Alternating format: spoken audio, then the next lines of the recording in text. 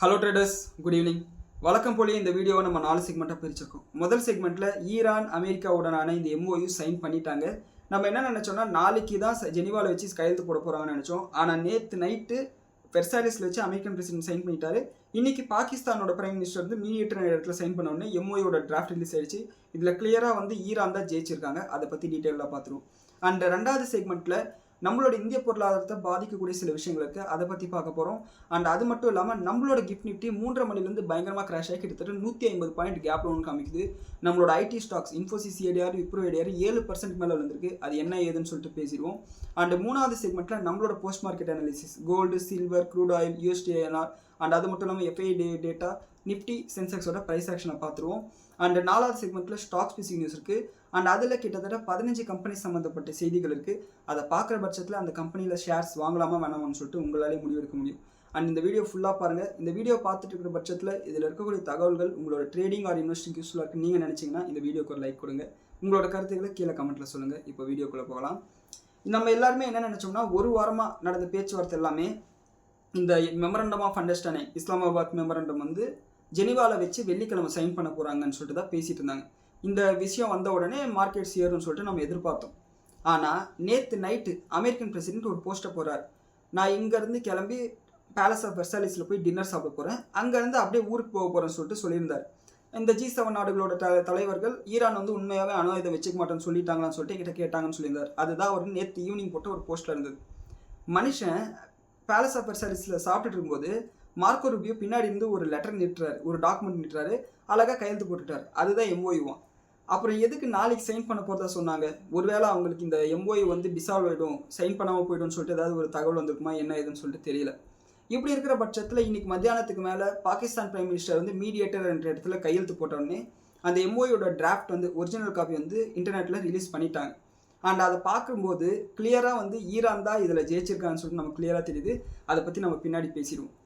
And இதுக்கு மேலே president Trump என்ன சொல்லியிருக்காருன்னா, G7 நாடுகளில் பேசும்போது ஈரான் அவங்களோட என்ரிச்டு யுரேனியத்தை கம்ப்ளீட்டாக அமெரிக்கா கொடுக்கறதுக்கு ஒத்துக்கிட்டாங்கன்னு சொல்லியிருக்காரு. ஆனால் யுரேனியத்தை பற்றி இதுக்கு மேலே தான் பேச போகிறாங்கன்னு சொல்லிட்டு அந்த டீல்லே இருக்குது. மனுஷன் என்ன சொல்கிறாருன்னு சொல்லிட்டு அவருக்கே தெரியல. அண்ட் அது மட்டும் இல்லாமல் மற்ற நாடுகள் எல்லாம் பெலிஸ்டிக் மிசைல்ஸ் வச்சிருக்கும்போது, இஸ்ரேல் வச்சிருக்கும்போது, மற்ற நாடுகளெல்லாம் வச்சிருக்கும்போது ஈரான் ஏன் வச்சுக்க கூடாதுன்னு கேட்டிருக்காரு. இதே மாதிரி அணு ஆயுதத்தையும் சொல்லி விட்டுருக்கலாம், தேவையில்லாம 4 மாசமாக பிரச்சனை பண்ணிட்டு இருந்தாரு. அண்ட் சுவிட்சர்லாண்டில் அமெரிக்காவும் ஈரானும் சேர்ந்து அடுத்த கட்ட பேச்சுவார்த்தையை நாளைக்கு தொடங்க போகிறதா சொல்லியிருக்காங்க. இது எல்லாமே நோட் பண்ண வேண்டிய விஷயமா இருக்குது. அண்ட் இன்னைக்கு மத்தியானமாக ஒரு போஸ்ட் வந்து பிரசிடென்ட் ட்ரம்ப் பண்ணியிருக்காரு. இதில் அவர் என்ன சொல்லியிருக்காருன்னா, those fools who think I haven't been tough enough on Iran when the stock market just hit a record high, oil prices are tumbling down, are either jealous bad people or stupid. அதாவது நான் Iran கிட்ட ரொம்ப கடுமையாக நடந்துக்கிறேன்னு சில முட்டாள்கள் சொல்கிறாங்க. ஒன்று, அவங்க இந்த ஷேர் மார்க்கெட் ஏறுறதை பார்த்து, ஆயில் ப்ரைஸஸ்லாம் கூல்டவுன் ஆகிறத பார்த்து பொறாமையில் பேசணும், இல்லைனா அவனுங்க முட்டாளாக இருக்கணும்னு சொல்லிட்டு மத்தியானமாக சொல்கிறாரு. இது வந்து அங்கே இருக்கக்கூடிய ஒரு அரசியலுக்காக அவர் போட்டிருக்கிற போஸ்ட். அண்ட் இன்னைக்கு 7:30 மணிக்கு இப்போ பேசும்போது என்ன சொல்லியிருக்காருன்னா, அவரோட போஸ்ட்டில் என்ன சொல்லியிருக்காருன்னா, oil is flowing, Iran can never have a nuclear weapon, the world will be safe, the stock markets are roaring, jobs are at records, prices are dropping, our country is strong, safe and respected like never before, you are welcome அப்படின்னு சொல்லிட்டு சொல்லியிருக்காரு. யார் இவருக்கு இப்போ thanks சொன்னாங்கன்னு தெரியல. And இந்த 2 போஸ்ட்லையுமே அவரோட அரசியலுக்காக போட்டிருக்கிற மாதிரி சில விஷயங்கள் இருந்தாலும் இதில் பொருளாதாரத்தை சம்மந்தப்பட்ட சில விஷயங்கள் இருக்கிறதுனால இதை வந்து உங்களுக்கு கருத்து கொண்டாரு. அண்ட் ஈரானோட பார்லிமெண்ட் ஸ்பீக்கர் என்ன சொல்லியிருக்காருன்னா, அமெரிக்கா இந்த போரில் அவங்க வந்து ஒரு அக்ரெசர்ன்றதை ஒத்துக்கலை, அப்படி இருக்கிற பட்சத்தில் அவங்க ரிப்பரேஷன்ஸுக்கு காசு கொடுக்க வேண்டிய அவசியம்னு சொல்லிட்டாரு. தலைவா நீயா இப்படி பேசுகிற அப்படின்ற மாதிரி இருக்குது. ஏன்னா அமெரிக்கா கிட்ட நாங்கள் நஷ்டீடு வாங்குவோம்னு சொல்லிட்டு தான் அவங்க சொல்லியிருந்தாங்க. அண்ட் இந்த $300 பில்லியன் பற்றின எக்ஸ்ப்ளனேஷனும் அந்த எம்ஓயில் வந்து இருக்குது, அதையும் வந்து நான் சொல்கிறேன். அண்ட் இது மட்டும் இல்லாமல் ஒருவேளை அமெரிக்கா இந்த எம்ஓஇ வந்து ஆனர் பண்ணலைன்னா நாங்களும் ஆனர் பண்ண மாட்டோம்னு சொல்லிட்டு ஈரானோட பார்லிமெண்ட் ஸ்பீக்கர் சொல்லியிருக்காங்க. அண்ட் ஈரான் தரப்பில் என்ன சொல்கிறாங்கன்னா, நாங்கள் எம்ஓஇவை சைன் பண்ணிட்டதுனால our commitment towards state of Hormuz is begun அப்படின்னு சொல்லியிருக்காங்க. அதாவது ஷிப் ட்ராக்கிங் டேட்டாவை பார்க்கும்போது ஈரானோட அந்த ஷீ ஷோர்ஸ்லேயும் வந்து கப்பல் போக்குவரத்து ஆரம்பிச்சிருச்சு. அவங்களோட வாட்டர் டெரிட்டரிலையும் வந்து பார்த்திங்கன்னா கப்பல் போக்குவரத்து ஆரம்பிச்சிருச்சு. இது பாசிட்டிவான விஷயமா இருக்குது. இதன் காரணமாக க்ரூட் ஆயில் $77 கீழே வந்து குறைஞ்சிருக்கு. அண்ட் இதெல்லாம் இப்படி இருக்கும்போது ஈரான் ஹெஸ்புல்லாக்கு ஒரு ப்ராமிஸ் பண்ணியிருக்காங்களா, ராய்ட்டர்ஸ் ரிப்போர்ட்டில் வந்த செய்தி இது. அவங்க என்ன சொல்லியிருக்காங்கன்னா, ஒன்ஸ் எங்கள் மேலே சாங்ஷன்ஸ் எல்லாம் எடுத்ததுக்கப்புறம், ஃப்ரீஸ் பண்ணி வச்சிருக்கக்கூடிய அசட்ஸ் எல்லாம் அன்ஃப்ரீஸ் பண்ணதுக்கப்புறம் நாங்கள் உங்களுக்கு உதவுவோம் அப்படின்னு சொல்லிட்டு ஹெஸ்புல்லாக்கு சொல்லியிருக்காங்க. இது அகைன் ஒரு ப்ராக்சி வாராக போய்கிட்டே இருக்கும். இஸ்ரேலுக்கும் ஹெஸ்புல்லாக்கும் நடுவில் சண்டை போய்கிட்டே இருக்க போகுது. ஏன்னா இஸ்ரேல்காரன் என்ன சொல்லிட்டான்னா, அமெரிக்கா ஒத்துக்கிட்டாலும் சரி ஒத்துக்கலைனாலும் சரி நாங்கள் லெபனானில் கைப்பற்றி வச்சிருக்கக்கூடிய இடங்களை விட்டு வெளியே வரமாட்டோம்னு சொல்லியிருக்காங்க. இதையும் நம்ம நோட் பண்ண வேண்டிய விஷயமா இருக்குது. இன்னமும் கூட அங்கே ஒரு ப்ராக்சி வார் போயிட்டே தான் இருக்க போகுது. அண்ட் ரஷ்யா வந்து இந்த யூஎஸ் ஈரானோட அக்ரிமெண்ட்டுக்கு வந்து வெல்கம் பண்ணியிருக்காங்க. அண்ட் இன்னைக்கு மத்தியானம் 3 மணிக்கு மேலே பிரசிடென்ட் ட்ரம்ப் மறுபடியும் என்ன சொல்லியிருக்காருன்னா, ஒருவேளை இந்த எம்ஓஇ ஃபெயில் ஆகிற பட்சத்தில் நாங்கள் அட்டாக்ஸ் பண்ணுவோம்னு சொன்னார். இதன் காரணமாக கூட நம்மளோட மார்க்கெட்டில் செல் ஆஃப் வந்திருக்கலாம்னு சொல்லிட்டு நான் எதிர்பார்த்தேன். ஆனால் அதுக்கான முக்கியமான காரணம் பார்த்தீங்கன்னா ஆக்சென்ச்சர் ரிசல்ட் தான். அதை பற்றி கொஞ்சம் நேரத்தில் பார்த்துருவோம். அண்ட் பிரசிடென்ட் ட்ரம்ப் நேற்றே ஒரு ஸ்டேட்மெண்ட் பண்ணியிருந்தார். ஈரான் அப்பார்ட்மெண்ட் மேலே இஸ்ரேல் அப்பார்ட்மெண்ட் மேலே குண்டுகள் போடக்கூடாது. நீங்கள் ஹெஸ்புல்லாவை கொல்லணும்னு நினச்சிங்கன்னா அதை கொண்டுக்கோங்க. அது உங்களோட சேஃப்டி சம்மந்தப்பட்ட விஷயம். உங்களை டிஃபெண்ட் பண்ணிக்கிறதுக்கு உங்களுக்கு ரைட்ஸ் இருக்குது. ஆனால் நீங்கள் ஒரு அப்பார்ட்மெண்ட் மேலே குண்டு போட்டிங்கன்னா அதில் நிறைய மக்கள் கொல்லப்படுவாங்க. அவங்க எல்லாருமே ஹிஸ்புல்லா கிடையாது அப்படின்ற மாதிரி சொல்லியிருந்தார். இதுக்கு சப்போர்ட் பண்ணுறவங்க இன்னொரு ஸ்டேட்மெண்ட் என்ன பண்ணியிருக்காருன்னா, இஸ்ரேல் குட் டூ பெட்டர். அதாவது ஒரு பாலைவனத்தில் 2 ட்ரோனை யாருக்குமே ஆபத்து இல்லாமல் உங்களால் சுட்டு வீழ்த்த முடியும்னா உங்களால் தாராளமாக பில்டிங் மேலே குண்டு போடாமலே உங்களோட டார்கெட்ஸ் வந்து அடிக்க முடியும்னு சொல்லியிருக்காரு. இதையும் வந்து நம்ம நோட் பண்ண வேண்டிய விஷயமா இருக்குது. அதாவது ட்ரம்ப் வந்து பெரிய லெவலில் பண்ணாமல் உங்கள் வேலையுமோ அதை முடிச்சுட்டு போயிட்டே இருப்பா அப்படின்ற மாதிரி சொல்லியிருக்காரு. இந்த ஈரான் அமெரிக்காவோட எம்ஓஇ வந்து டிராஃப்ட் வந்து ரிலீஸ் ஆயிடுச்சு. ஆக்சுவல் அக்ரிமெண்ட் ரிலீஸ் ஆயிடுச்சு. அது வந்து நம்மளோட வாட்ஸ்அப் சேனலில் நம்ம ஷேர் பண்ணியிருக்கோம். ஈவினிங் ஒரு 4-4:30 மணிக்கு போனீங்கன்னா உங்களுக்கு அது கிடைக்கும். நீங்கள் டவுன்லோட் பண்ணி அதை படிச்சுக்கலாம். அண்ட் இதில் அவர் என்ன சொல்லியிருக்காருன்னா, அந்த 14 பாயிண்ட்டில் என்ன சொல்லியிருக்காங்கன்னா, ஸ்டாப் த வார், எல்லா பக்கத்துலையும் போர்கள் நிறுத்தணும். இதுதான் பாயிண்ட் நம்பர் 1. பாயிண்ட் நம்பர் 2, எல்லாரோட இறையாண்மையும் பாதுகாக்கணும். கல்ஃப் கண்ட்ரிஸ் மேலே இவன் குண்டு போடுறது, ஸ்டேட் ஆஃப் ஹார்மஸில் கப்பலை போக விடமாட்டேன்னு நீ சொல்கிறது, இதெல்லாம் பண்ணக்கூடாதுன்னு சொல்லியிருக்காங்க. And final deal in 60 days. 3வது பாயிண்ட்டில் 60 நாளுக்குள்ளார ஒரு ஃபைனல் டீலுக்குள்ளார வந்துடணும்னு சொல்லியிருக்காங்க. மறுபடியும் சொல்கிறேன், இந்த எம்ஓஇன்றது ஒரு புரிந்துணர்வு ஒப்பந்தம் மட்டும்தான். இது ஃபைனல் டீல் கிடையாது. இப்போ கூட நினச்சாங்கன்னா ஆளுக்கு திரும்பிக்கிட்டு போயிடலாம், இது வந்து எங்களுக்கு செட் ஆகாதுங்கன்னு சொல்லிட்டு. ஸோ ஃபைனல் டீல் வர வரையும் ஒரு எலமெண்ட் ஆஃப் அன்சர்டனிட்டி மார்க்கெட்டில் இருக்கதா போகுது. அண்ட் 4வது பாயிண்ட், ஈரான் மேலே போட்டிருக்கக்கூடிய எல்லா ரெஸ்ட்ரிக்ஷன்ஸும் அமெரிக்கா வந்து எடுத்துடணும்னு சொல்லியிருக்காங்க. அது ஷிப்பிங்காக இருக்கட்டும், எக்ஸ்போர்ட்டாக இருக்கட்டும், டிரான்ஸ்போர்ட்டேஷனாக இருக்கட்டும், எல்லாத்தையுமே எடுத்துடணும்னு சொல்லியிருக்காங்க.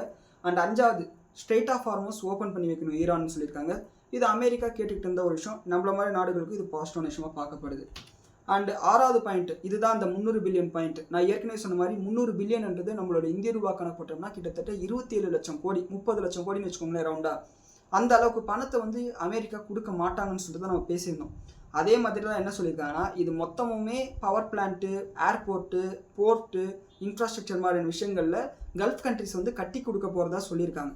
இது ஒரு பாசிட்டிவான விஷயமாக பார்க்கப்படுது. இதனால் ஸ்டீல், அலுமினியம் மாதிரியான பொருட்களோட டிமாண்ட் வந்து அதிகரிக்கும்.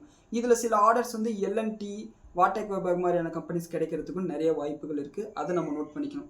அண்ட் 7வது பாயிண்ட் என்ன சொல்கிறாங்கன்னா, ஈரான் மேலே அமெரிக்கா போட்டக்கூடிய சாங்ஷன்ஸை ரிமூவ் பண்ணின்னு சொல்லியிருக்காங்க. அண்ட் 8வது பாயிண்ட் என்ன சொல்கிறாங்கன்னா, ஈரான் எந்த விதமான அணு ஆயுதத்தையும் வச்சுக்க கூடாதுன்னு சொல்லியிருக்காங்க. இதுதான் அமெரிக்காவுக்கு உண்மையான வெற்றி. அண்ட் 9வது பாயிண்ட்டில் இந்த அடுத்த கட்ட பேச்சுவார்த்தை, அந்த 60 நாள் பேச்சுவார்த்தை நடந்துட்டு இருக்கும்போது நீங்கள் எங்கள் மேலே ப்ரெஷர் போடக்கூடாதுன்னு சொல்லிட்டு ஈரான் கேட்டிருக்காங்க. அதாவது சாங்ஷன்ஸ் போடுறதோ, மறுபடியும் ஸ்டேட் ஆஃப் ஹார்மஸில் கொண்டு வந்து 2 விமான தங்கி கப்பல் நிறுத்துறதோ, இந்த மாதிரி காமெடியெல்லாம் பண்ணிட்டு இருக்கக்கூடாதுன்னு சொல்லியிருக்காங்க. அண்ட் 10வது பாயிண்ட் என்ன சொல்கிறாங்கன்னா, ஈரான் மறுபடியும் க்ரூட் ஆயிலையோ பெட்ரோகெமிக்கல் ப்ராடக்ட்ஸையும் விற்கலாம், அவங்களோட பேங்கிங், இன்ஃப்ராஸ்ட்ரக்சர், இன்சூரன்ஸ் பிஸ்னஸ் எல்லாத்தையுமே கண்டக்ட் பண்ணலாம்னு சொல்லியிருக்காங்க. இது பாசிட்டிவான விஷயமாக பார்க்கப்படுது. அண்ட் 11வது பாயிண்ட் என்ன சொல்கிறாங்கன்னா, ஈரானோட ஃப்ரீஸ் பண்ணி வச்சிருக்கக்கூடிய அசட்ஸை ரிலீஸ் பண்ணணும்.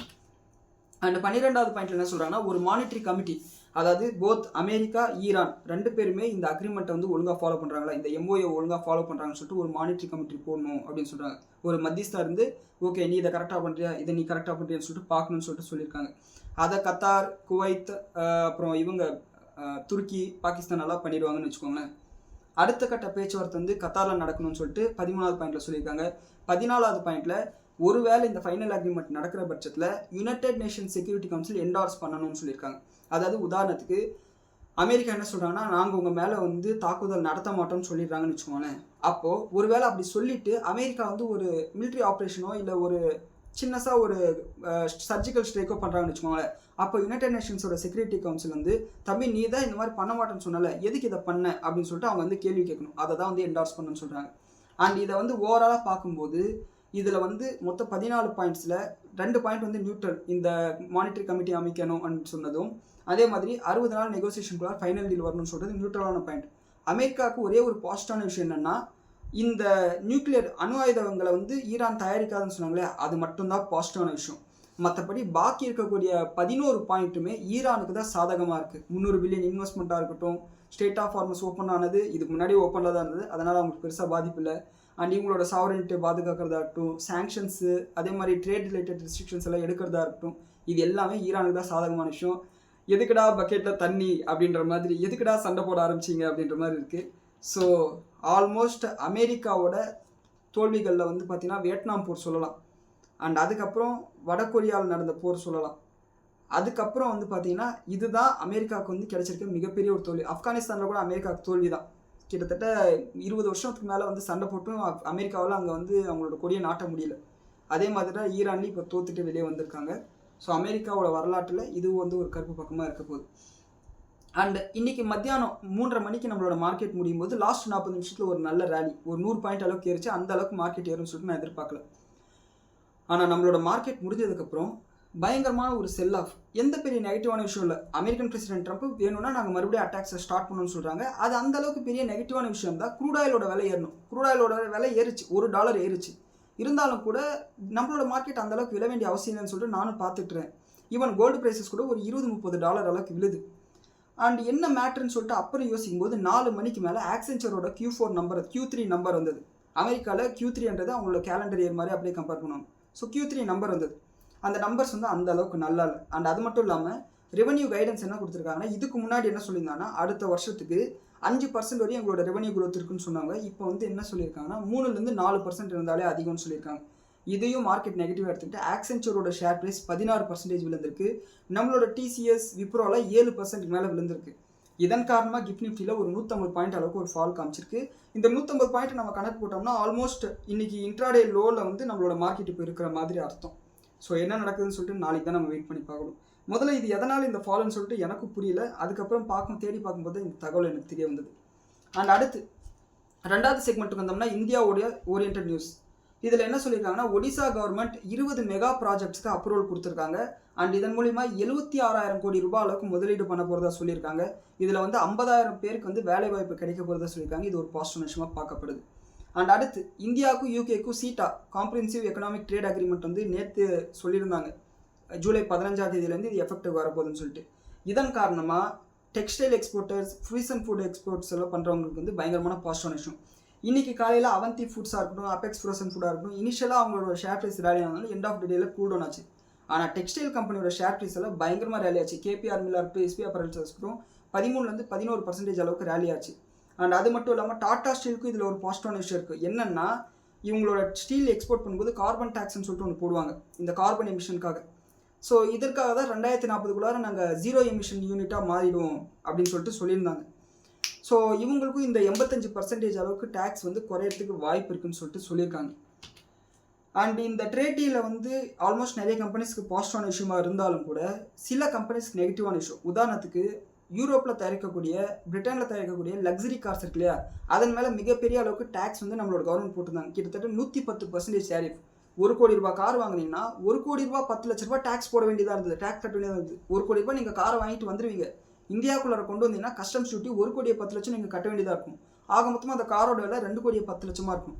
இதனால் என்ன ஆகும்னா, நிறைய பேர் அந்த காரை வாங்க மாட்டாங்க. இந்தியாவில் இருக்கக்கூடிய லக்ஸரி கார்ஸ் வாங்குவாங்க. அதனால் உள்நாட்டு உற்பத்தி அதிகமாகும், நிறைய பேருக்கு இங்கே வேலை கிடைக்கும், பொருளாதாரம் முன்னேறும். இதுதான் மேட்ரு.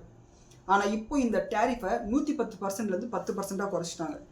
இது வந்து இந்தியன் ஆட்டோமொபைல் கம்பெனிஸ்க்கு நெகட்டிவான விஷயம். லக்ஸரி கார்ஸ் விற்கிறவங்களுக்கு நெகட்டிவான விஷயம். ஏன்னா டைரெக்டாக நான் ஃபாரின் காரே வாங்கிப்பேன், உங்ககிட்ட நான் எதுக்கு வாங்கணும் அப்படின்னு சொல்லிட்டு அவங்க நினைக்கிறதுக்கு வாய்ப்பு இருக்குது. அண்ட் இது இப்படி இருக்கும்போது இந்தியாவில் கிட்டத்தட்ட 3,78,000 UK கார்ஸ் வந்து உள்ளே இறங்குறதுக்கு வாய்ப்பு இருக்குது கன்செஷனல் ரேட்டில் அப்படின்னு சொல்லியிருக்காங்க அடுத்த 15 வருஷத்துக்குள்ளே. இதுவும் வந்து நோட் பண்ண வேண்டிய ஒரு விஷயமா இருக்குது. இது வந்து லக்ஸரி கார்ஸ் விற்கிறவங்க மகேந்திரா அப்புறம் டாடா மோட்டார்ஸ் மாதிரியான கம்பெனிஸ்க்கு நெகட்டிவான விஷயமும் மாறுறதுக்கு வாய்ப்பு இருக்குது. அண்ட் இந்த அக்ரிமெண்ட்டில் சோஷியல் செக்யூரிட்டி இருக்குது. அங்கே யூரோப்லையாக இருக்கட்டும், அமெரிக்காவில் இருக்கட்டும் நிறவெறின்றது ரொம்ப அதிகம். நம்மளோட இந்தியர்கள் போனாங்கன்னா சும்மா ஏதாவது உரண்டு எடுத்துக்கிட்டே இருப்பானுங்க. அண்ட் இதன் மூலிமா 90-95% அளவுக்கு மக்களுக்கு வந்து பாதுகாப்பு கிடைக்கும், இந்தியர்களுக்கு வந்து பாதுகாப்பு கிடைக்கும்னு சொல்லியிருக்காங்க. அண்ட் அது மட்டும் இல்லாமல் இந்தியாவோட கம்பெனிஸ் அங்கே இருக்கும் இல்லையா, அவங்களோட காம்படிட்டிவ்னஸும் அதிகரிக்கும்னு சொல்லியிருக்காங்க. இது பாசிட்டிவ் விஷயமாக பார்க்கப்படுது.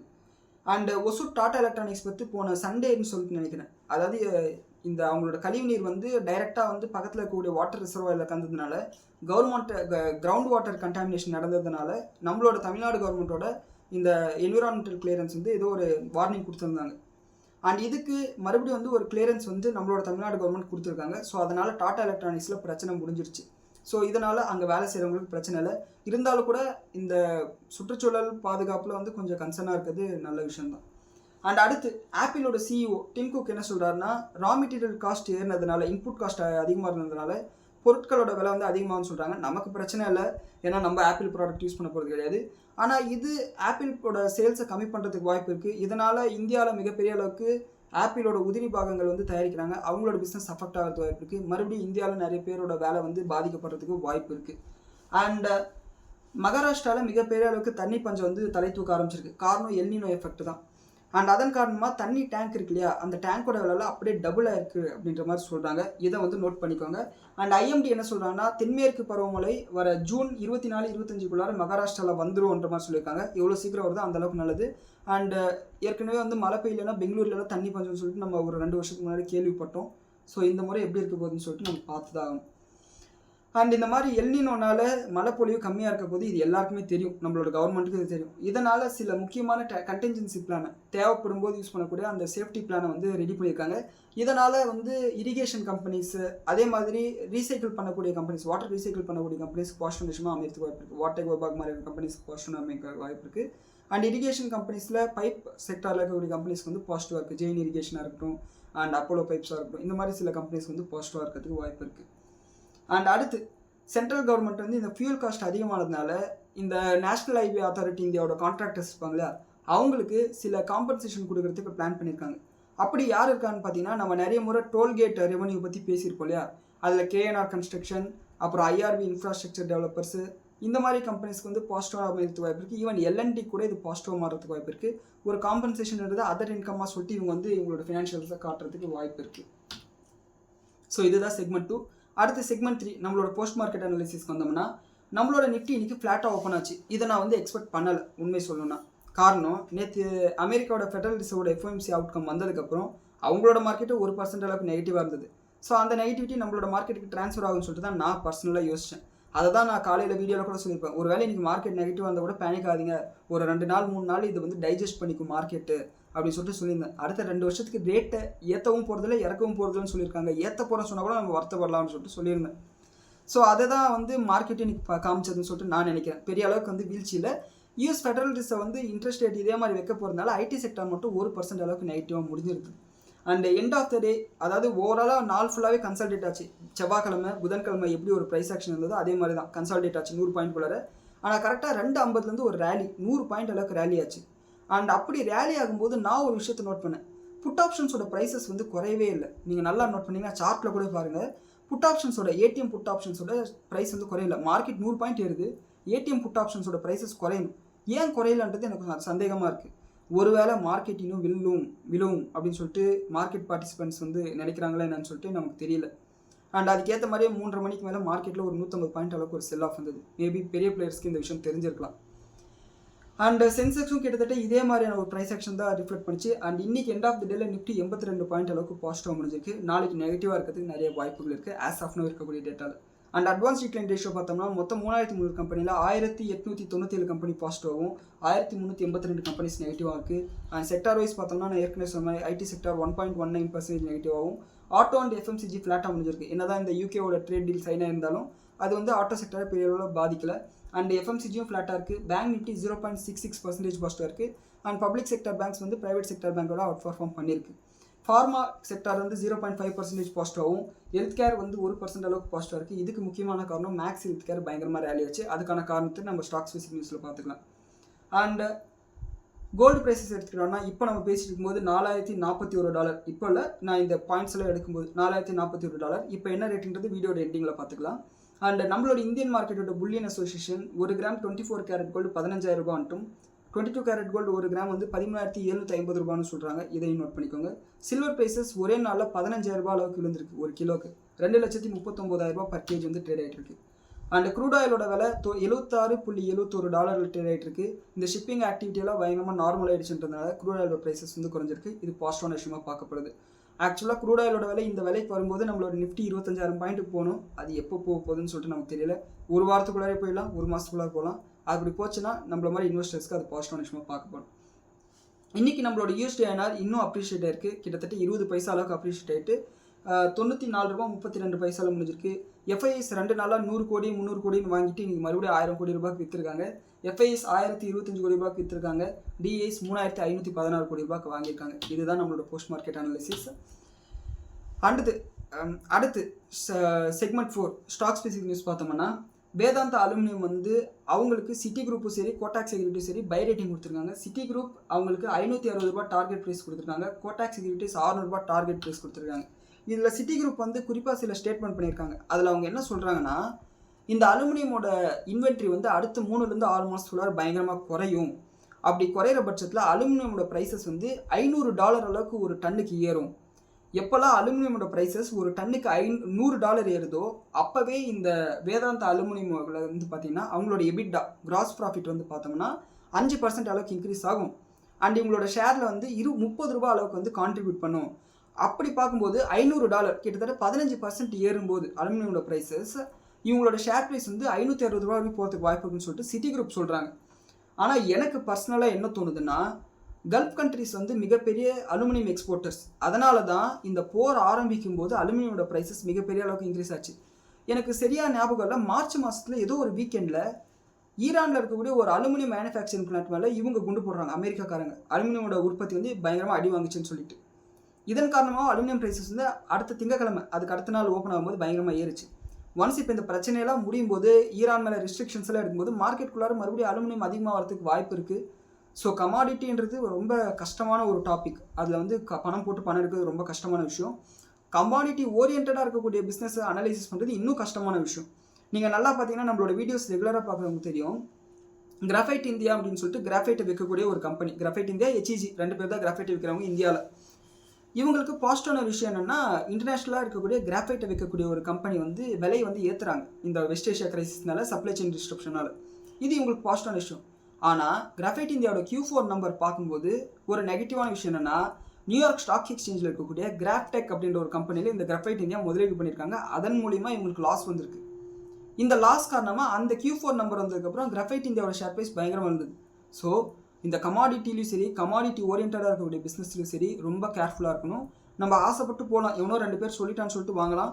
நாளை பின்ன அலுமினியோட ப்ரைஸஸ் விழுந்துச்சுன்னா இதே மாதிரி இப்போ ஒரு $100 ஏறுனா $30 ஷேர் ப்ரைஸ் ஏறுன்னு சொல்கிறாங்க.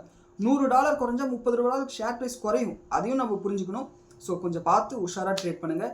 என்னோட கணக்குப்படி இந்த இன்ட்ரெஸ்ட் ரேட் அதிகமாக இருக்க அலுமினியம் மட்டும் இல்லை, மற்ற எல்லா கமாடிட்டிஸோட ப்ரைஸஸும் குறையும். அதுதான் என்னோட கணக்கு. ஏன்னா எப்போல்லாம் இன்ட்ரெஸ்ட் ரேட் அதிகமாக இருக்கோ, நான் இப்போ ஒரு பிஸ்னஸே ஆரம்பிக்கிறேன், வட்டி அதிகமாக கேட்குறான் போது லோன் வாங்க மாட்டேன். லோன் வாங்கலைன்னா எக்ஸ்பேன்ஷன் இருக்காது. எக்ஸ்பேன்ஷன் இல்லைன்னா நிறைய பேருக்கு வேலை கிடைக்காது. வேலை கிடைக்கலன்னா கன்சம்ஷன் குறையும். இதனால் கன்சம்ஷன் குறையுதுன்னா மறுபடியும் எக்ஸ்பேன்ஷன் இருக்காது. புரியுதுங்களா?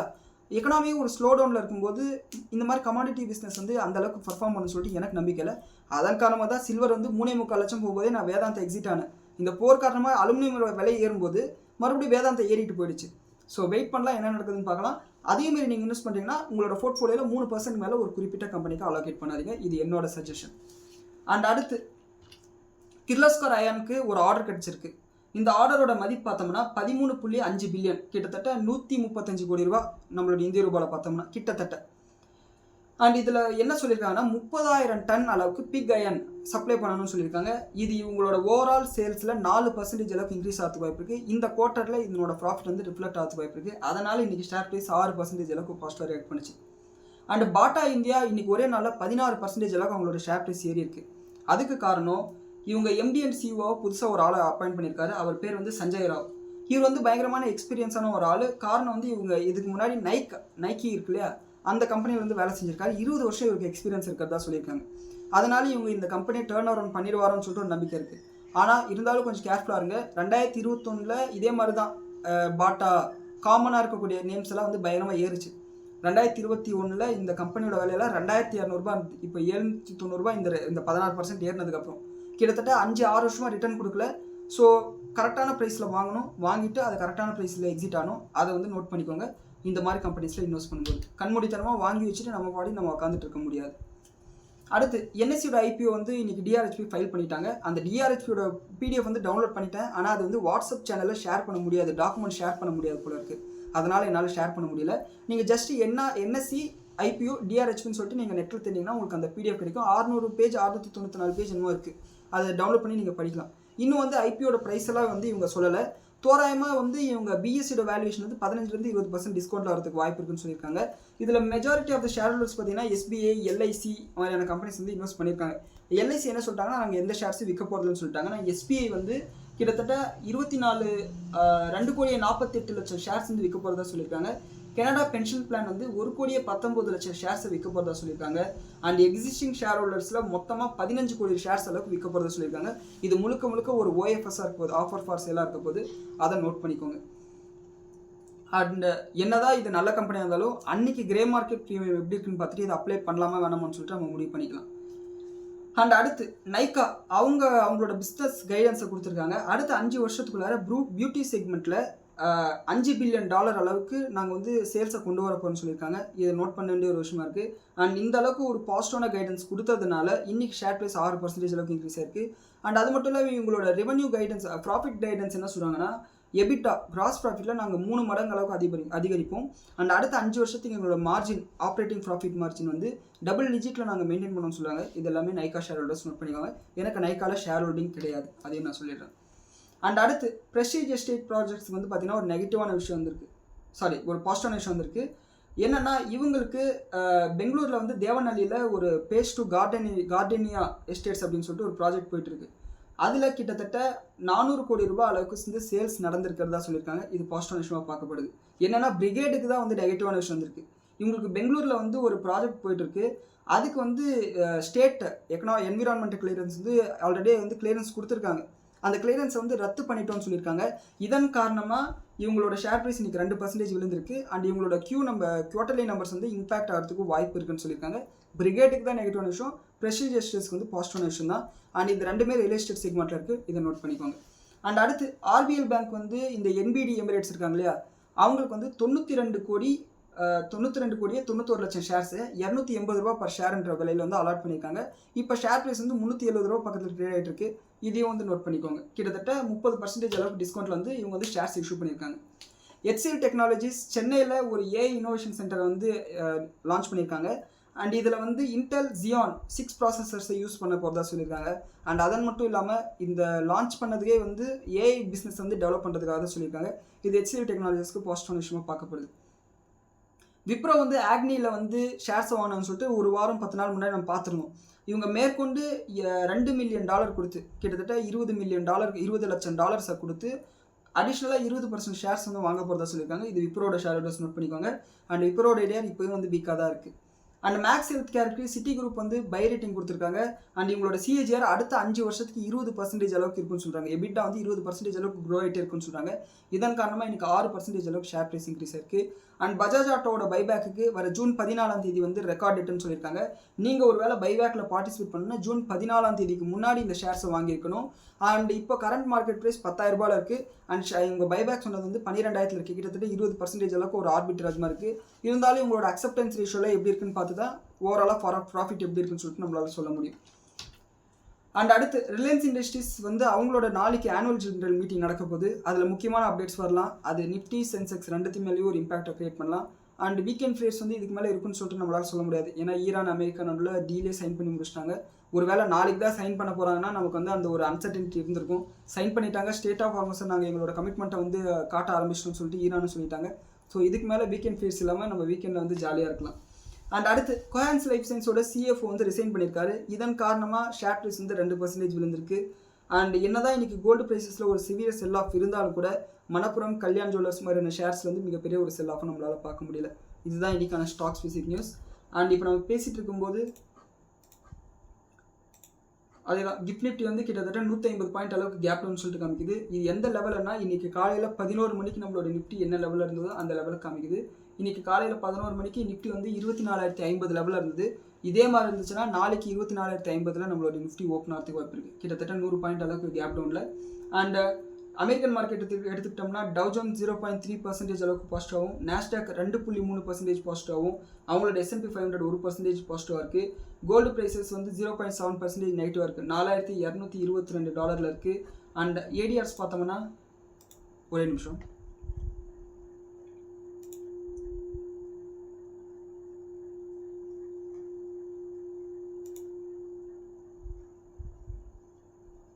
க்ரூட் ஆயில் பார்த்தோம்னா $77.5 இருக்குது. அண்ட் ஏடிஆர்ஸ் பார்த்தோம்னா இன்ஃபோசிஸ் ஏடிஆர் 8% நெகட்டிவாகவும், விப்ரோட ஏடிஆர் 5.6% அளவுக்கு நெகட்டிவாக இருக்குது. இன்னமும் கூட ஐடி செக்டரில் அந்த ப்ரெஷர் இருக்க தான் செய்யுது. நாளைக்கு ஐடி கம்பெனிஸில் ஒரு செல் ஆஃப் வந்துச்சுன்னா அது ஒரு பையிங் ஆப்பர்ச்சுனிட்டியாக இருக்கிறதுக்கும் வாய்ப்பு இருக்கும். ஸோ பார்த்து என்னன்னு சொல்லிட்டு முடிவெடுங்க. அண்ட் இந்த வீடியோ பற்றின உங்களோட கருத்துக்களை கீழே கமெண்ட்டில் சொல்லுங்கள். அண்ட் இந்த வீடியோ பிடிச்சிருந்தா ஒரு லைக்கை கொடுங்க. நன்றி, வணக்கம்.